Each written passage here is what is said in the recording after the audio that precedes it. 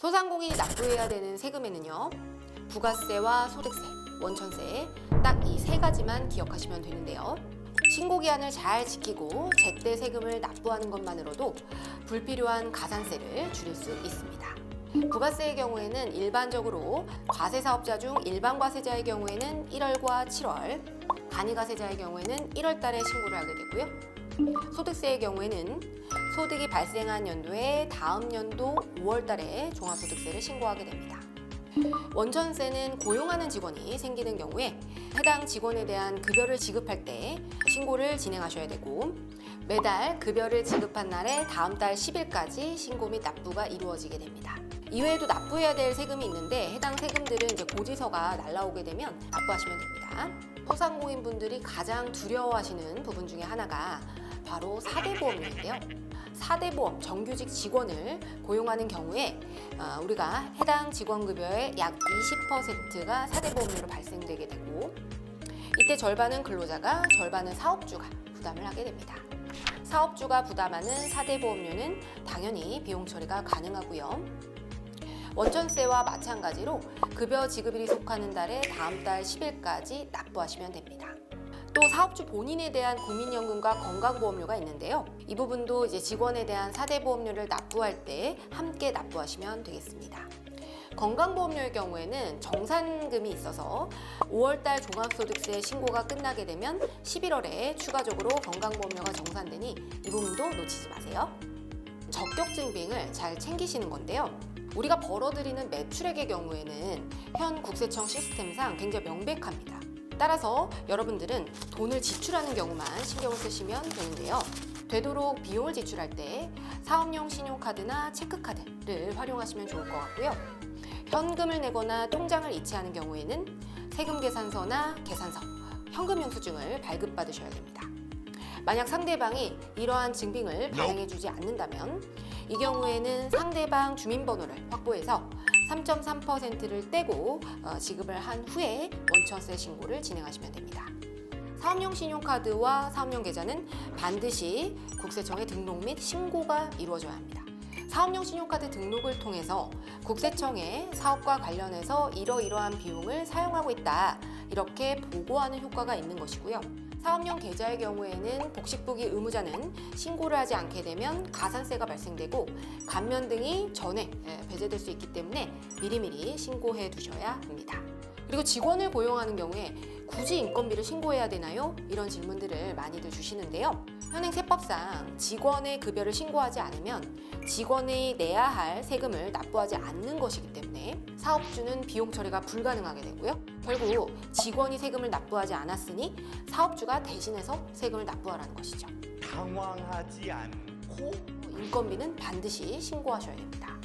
간이과세자는요, 사업을 시작한 초기 사업자들을 위해서 부가가치세를 매길 때 혜택을 주는 제도에 해당이 됩니다.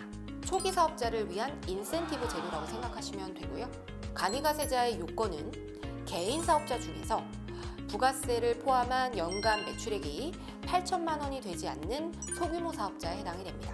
이때 매출액은 12개월 환산 기준이기 때문에 만약 10월에 개업해서 3천만 원의 매출이 발생했다면 연간 환산했을 때 1억 2천만 원이 되기 때문에 다음 연도 7월에 일반 과세자로 전환이 됩니다.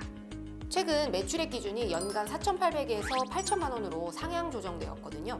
이에 따라 연매출이 4,800을 초과하게 되면 간이과세자임에도 불구하고 세금계산서 발행이 가능해졌습니다. 많은 분들이 간이과세제에 대해서 잘못 알고 있는 상식 중에 하나가 간이과세자인 경우에는 세금을 내지 않기 때문에 세금계산서 등과 같은 적격증빙을 전혀 챙기지 않아도 된다, 이런 생각을 가지시는데요. 간이과세자의 경우에는 일반 과세자에 비해서 세금을 저렴하게 납부할 뿐이지 세금을 안 내는 건 아닙니다. 또 연간 매출액이 3천만 원 이하인 간이과세자는 부가세 납부 의무가 면제되기 때문에 대부분 이제 간이과세자가 부가세를 납부하지 않는다, 이런 생각들을 하시는데 간이과세자라고 꼭 무조건 세금을 안 내는 것은 아닙니다. 또 간이과세자는 이제 부가세법상 혜택을 갖고 있는 것이지 종합소득세는 혜택이 없습니다. 따라서 적격증빙을 수취하지 않아도 부가세는 적게 부과될 수 있지만 종합소득세는 또 폭탄을 맞는 경우가 종종 있기 때문에 적격증빙은 되도록 꼼꼼히 챙기는 것을 추천드립니다. 서민과 중산층의 세부담을 완화하기 위해서 소득세 과세표준 구간이 조정되었습니다. 과세표준 기준으로는 1,200 이하는 6%, 4,600만 원 이하는 15%였는데 이 개정안에 따르면 1,400만 원 이하가 6%, 그리고 5천만 원 이하는 15%로 조정됩니다. 따라서 매달 순이익이 500만 원, 그리고 연간 순이익이 6천만 원인 개인 사업자의 경우에는 소득세가 기존 918만 원에서 864만 원으로 54만 원 정도가 줄어들게 됩니다. 또 소상공인의 임차료 부담을 경감하기 위해서 상가 임대료를 인하한 임대사업자에 대해서 이 임대료 인하액에 대한 세액공제 적용 기간이 연장될 예정인데요. 만약에 상가 임대료를 협상할 예정이 있으신 분들, 임차인분들은 이런 부분을 좀 임대인에게 어필하셔서 좀 조정을 하시는 게 좋지 않을까 생각됩니다. 기존 4대 보험 직원을 고용하게 되면 혜택을 받을 수 있었던 고용증대세액공제와 사회보험료세액공제, 이것이 통합이 돼서 통합고용세액공제로 단순화되는데요. 기존과 동일하게 소비성 서비스업을 제외한 모든 기업이 적용을 받을 수가 있고요. 그리고 고용증가 인원에 대한 1인당 세액공제액이 상시 근로자의 경우에는 1인당 수도권의 경우에 850만 원, 지방은 950만 원으로 기존의 700만 원, 770만 원에서 상향 조정되었습니다. 또한 청년 정규직, 장애인, 그리고 만 60세 이상자의 경우에도 기존 수도권 1,100만 원, 그리고 지방의 경우에는 1,200만 원에서 수도권은 1,450만 원, 지방은 1,550만 원으로 확대됩니다.